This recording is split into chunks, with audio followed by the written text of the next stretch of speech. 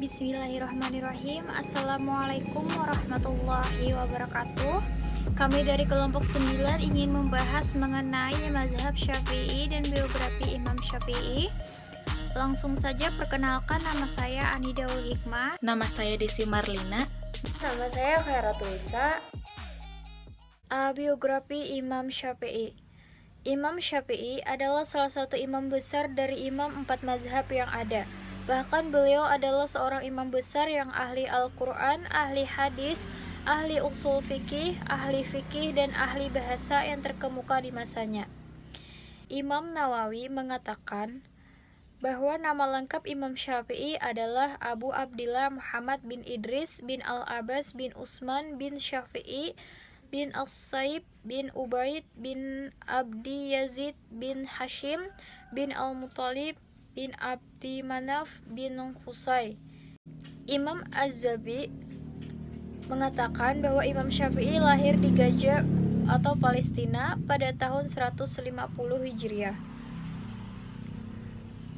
Imam As-Suyuti juga mengatakan beliau lahir di Gaza tahun 150 Hijriah dan wafat tahun 204 Hijriah.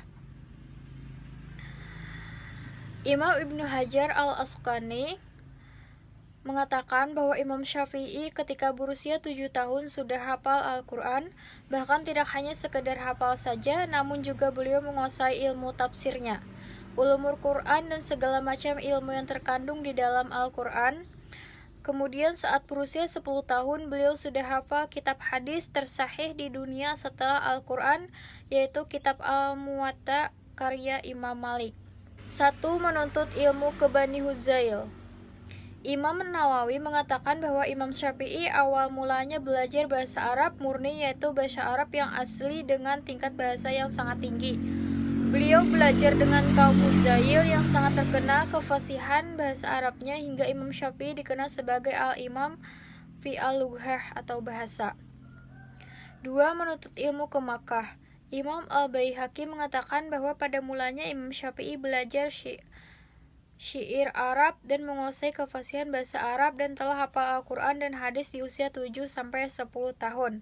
Baru kemudian beliau belajar ilmu fikih di Makkah dengan seorang ulama besar yang bernama Imam Muslim bin Khalid Az-Zanzi. Kemudian setelah Imam Syafi'i menguasai ilmu yang diajarkan oleh Imam Muslim bin Khalid Az-Zanzi dan ulama Makkah lainnya, beliau diizinkan gurunya untuk berfatwa di usia yang masih belia. 3. Menuntut ilmu ke Madinah. Setelah beberapa tahun belajar di Makkah, Imam Syafi'i hijrah ke Madinah untuk belajar dengan seorang ulama besar ahli hadis pendiri mazhab Maliki, yaitu Imam Malik bin Abbas. Imam Baihaqi mengatakan bahwa dulu Imam Syafi'i pernah berkata, "Saya telah hafal kitab hadis Al-Muwatta karya Imam Malik sebelum bertemu dengannya. Ketika saya membacakan kitab Al-Muwatta melalui hafalanku, Imam Malik terkagum-kagum dengan hafalan hadisku." Selama tinggal di Madinah, Imam Syafi'i telah menguasai ilmu mazhab Maliki yang dikenal dengan Ahlul Hadis, hingga akhirnya dikenal di kalangan para ulama bahwa beliau termasuk Ashabu Malik atau pengikut mazhab Malik. Terima kasih. 4. Menuntut ilmu ke Irak. Imam Ibnu Hajar Asqalani mengatakan bahwa setelah Imam Syafi'i belajar dan menguasai ilmu mazhab Maliki, beliau pergi ke Irak untuk menuntut ilmu dengan seorang ulama besar mazhab Hanafi, yaitu Imam Muhammad bin Al-Hasan Asy-Syaibani. Selama beberapa tahun di Irak, Imam Syafi'i menguasai ilmu mazhab Hanafi. Dari sinilah kemudian Imam Syafi'i dikenal sebagai imam besar yang menguasai dua mazhab besar. Sebab beliau telah menguasai ilmu mazhab Maliki, yang dikenal dengan sebutan Ahlul Hadis, dan menguasai ilmu mazhab Hanafi yang dikenal dengan Ahlul Ra'yi. 5. Hijrah ke Mesir sampai beliau wafat. Pada tahun 199 Hijriah, Imam Syafi'i pindah ke Mesir dan merubah beberapa pendapatnya yang pernah beliau ucapkan di Irak. Selama kurang lebih 4 tahun di Mesir, beliau menyusun kitab Al-Um. Jenazah beliau dikeluarkan dari rumahnya pada tanggal 30 Rajab sehabis sholat asar, dengan dientar oleh ribuan orang dari lapisan masyarakat Mesir dan dimakamkan di kubur Banu Zahru yang dikenal pula sebagai perkuburan anak keturunan Abdul Hakam di Karafah Sugrah di bawah kaki Gunung Matakam di Mesir. B. Mazhab Imam Syafi'i. Yang pertama, idza sohal hadis fahuwa mazhabi. Telah masyhur di kalangan para talibul ilmu mengenai sebuah ucapan Imam Syafi'i yang berbunyi, idza sahih al-hadis fahuwa mazhabi. Artinya, hadis sahih maka itu adalah mazhabku. Kaidah ini sering diucapkan juga oleh orang di zaman sekarang yang mengatakan bahwa mereka adalah pengikut Al-Quran dan Al-Hadis. Namun sejatinya mereka adalah pengikut pemahaman mereka sendiri. Dengan bermodalkan kaidah yang diucapkan oleh Imam Syafi'i di atas, mereka berani mengatakan sesuatu yang sebenarnya adalah bukan bagian dari mazhab Syafi'i ketika mereka menemukan sebuah hadis yang menuntut mereka sahih.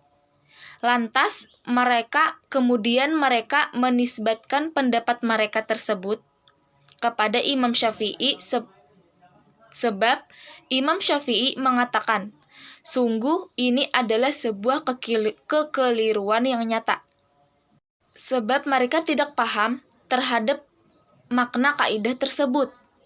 Mereka juga tidak mengerti tentang ushul mazhab Syafi'i, bahkan tidak menguasai mazhab Syafi'i.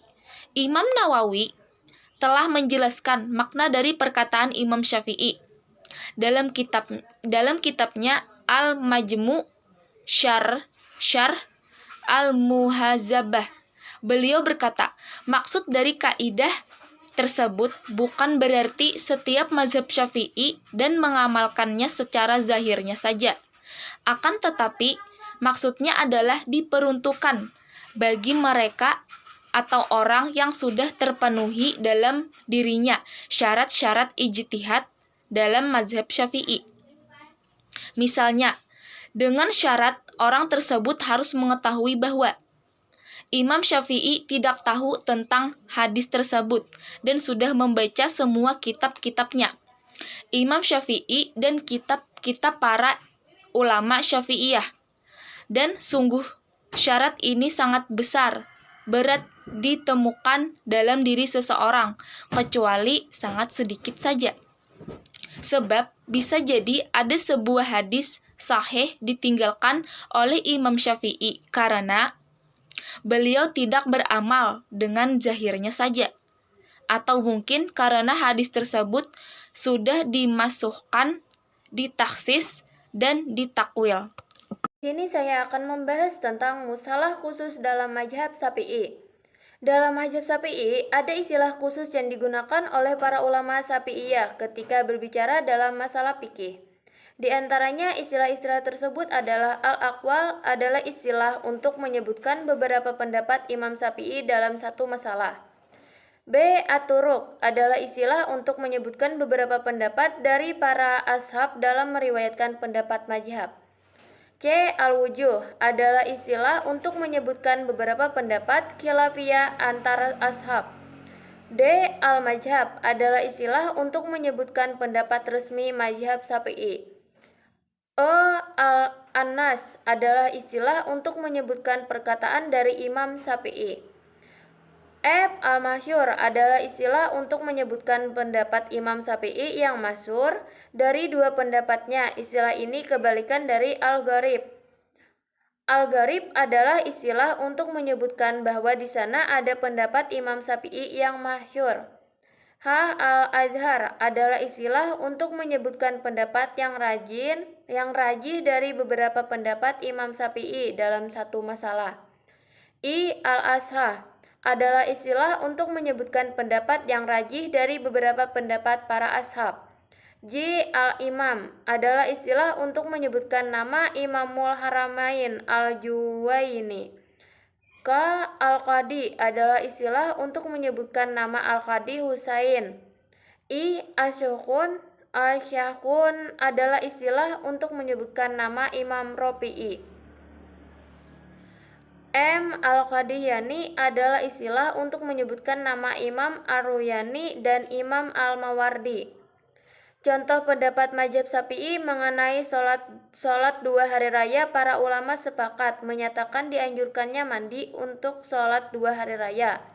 Dan sholat 2 hari raya dilakukan tanpa azan dan iqamah, berdasarkan hadis dari Rasulullah, kecuali riwayat yang dibuat-buat oleh Muawiyah. Menurut pendapat terbenar yang dikemukakan oleh Abu Umar, para ulama juga sepakat bahwa di antara sunnah dalam sholat id adalah untuk mengerjakan sholatnya terlebih dahulu sebelum khutbah, karena ada riwayat dalil yang langsung dari Rasulullah, kecuali riwayat tentang Utsman bin Affan yang mengakhirkan sholat dan mendahulukan khutbah, agar khalayak tidak lantas bubar sebelum khutbah. Para ulama juga sepakat akan tidak adanya ketentuan tentang bacaan sholat 2 hari raya. Kebanyakan dari para ulama hanya menganjurkan untuk membaca surah Al-A'la dan pada rakaat pertama dan Al-Ghasyiyah pada rakaat kedua, berdasarkan riwayat mutawatir yang menyebutkannya dari Rasulullah. Syafi'i menganjurkan untuk membaca surah Qaf dan Al-Qamar karena ada riwayat dari Rasulullah yang menyebutkan demikian.